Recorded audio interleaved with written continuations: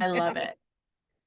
Hey, everybody. Welcome to the Bitch and Brainstorm podcast. This is the Elevate Your Online Presence Summit edition. I'm here with a fellow tech geek, Paula Allen. We were just totally geeking out over AI and ChatGPT and all the things that are happening. So, Paula, okay, so you were talking about version 4. Do you want to just tell me what you just mentioned? So I got a sneak peek into version 4 because someone has open access to it that I was on a call with, and a tech geek squad that we kind of meet every once in a while. And he literally told it to write a code that does this, this, and this, and it wrote the code and it worked.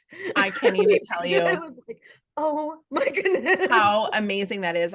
So cool. I saw somebody sharing on TikTok an AI will create headshots. You send them a group of your photos and it will create you professional headshots from your selfies. Oh my goodness. In different outfits, like I said, different poses. Like, what? Wow. I never heard of that. That's so amazing. I know. I'm like, I can't even. It's a little scary though. It's like all the AI stuff that you can do. I know. It is a little bit. Okay. So you're going to be talking in the systems and tech part of our summit. And you and I do the same thing, which I love that we can still connect and collaborate over this because, the cool thing is that we each have our own unique things that we bring to the table.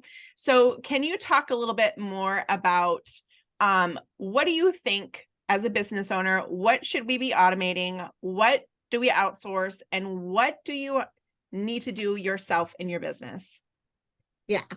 So automate anything that you do consecutively that doesn't require a touch, that doesn't require you to be in front of their face. So this morning I gave a workshop on email sequences, right? Your nurture sequence, all of those things are important to have in place, and they don't require you. You create them once and you just make sure people get into them. Your calendar system, just like for this call, I got the reminders, right? And the things, all of that stuff is automated. I mean, there is no reason for any business owner to spend their time reinventing the wheel every single time that they need to do something. And I used to do that. Like before all of this, before I was willing to spend money on a calendar, I literally was sending a reminder an hour before. Hey, I just wanted to make sure we're still meeting. Here's my Zoom link. Like, what? That is not efficient. That is not productive. That is a not good use of my time. So then I upgraded to the $10 version and it would send the reminder for me. And I was like, ooh, but I just feel so strongly that there are so many things that we can automate. And I think the fear of automation is because 1, they're going to break it.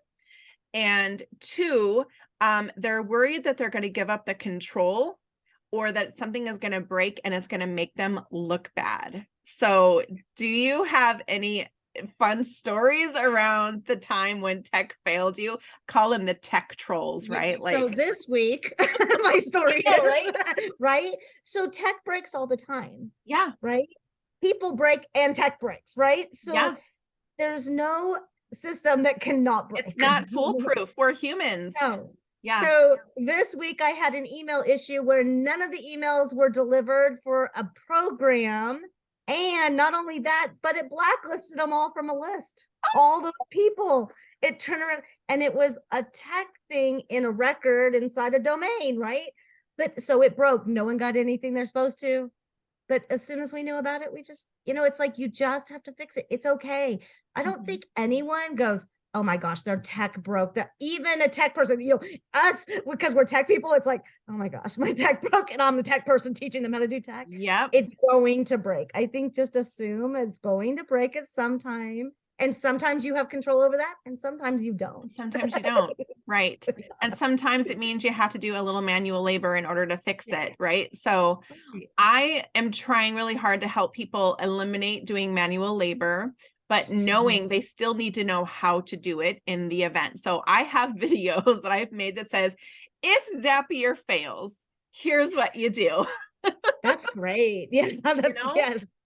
Because Yeah, you just you have to be able to know like what to do in the event that I want to empower people to know like what to do if this happens, you right. If know, I'm on a ship in the middle of the because ocean, I'm here's going how to you're going to Paris, find your right? Zoom link, You right? need to be able to do shit while I'm in Paris. Right. Here's how Yeah. to, here's all the things that could break. Yeah. And here's Here's all the things that could go how to do wrong. them manually. Because they can always, because what we did was we went back and went straight to the we went Mhm. straight to their, the company Yeah. and said, hey, here's the Zoom link. We'll get you all set up. Let's get this going. We just Yeah. bypassed the system, Yep. Yep. the broke.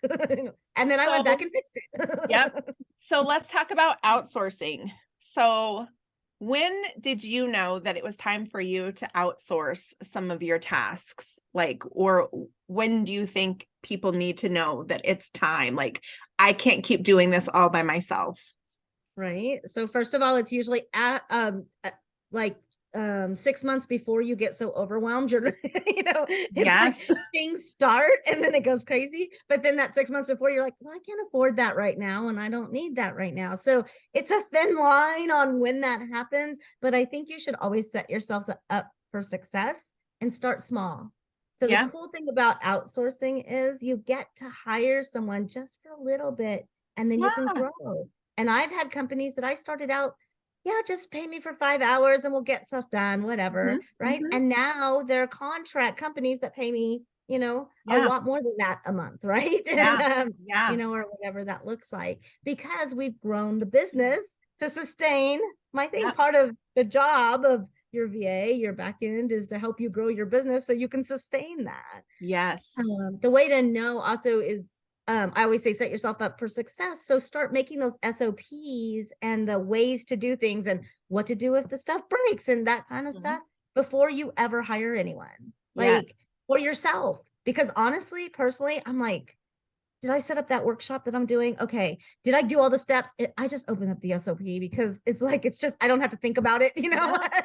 and things Yeah. like that. So you just have an SOP in place, even for yourself, then it Mhm. makes it so easy to, Yeah. to hand it off to somebody. And again, Yes. it's all those things that you're doing over and over and over again Mhm. that aren't really making you money, but are the back end tasks. Yes. I tell people anything that doesn't bring you joy, anything that is not in your zone of genius, you should be outsourcing to someone else who enjoys doing those things. I don't do my own taxes because that's not my zone of genius. I will gladly pay someone else to do my taxes for me to make sure I don't wind up in jail because orange is not in my color wheel. Okay. Right. And so people love doing the things that we don't enjoy doing. So Yes. like it makes the economy go round, right? It's why we're all invented differently, thank That is goodness, why we right? are all And even if you invented can do differently. it, it Mhm. doesn't mean you should be doing it Yes, either, just because you can doesn't mean you should, girl. right? Yes. I mean, I love I that we can speak do the my same taxes, language. I can take care of my receipts and stuff, but you know what? That's the last thing I will ever do. What's the thing that Yep. stacks up on your desk? That's my receipts and stuff. I will not do it. Yes. Yep. So I just Absolutely. have someone else do it. Mhm. Absolutely.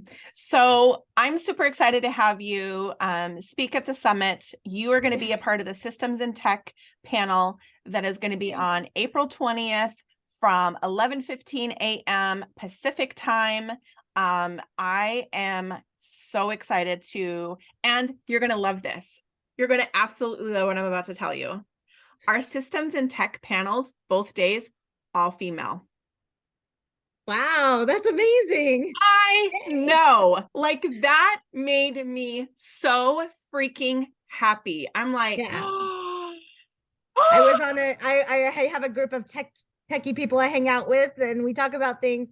And there was me and one other female in that whole group. That's it.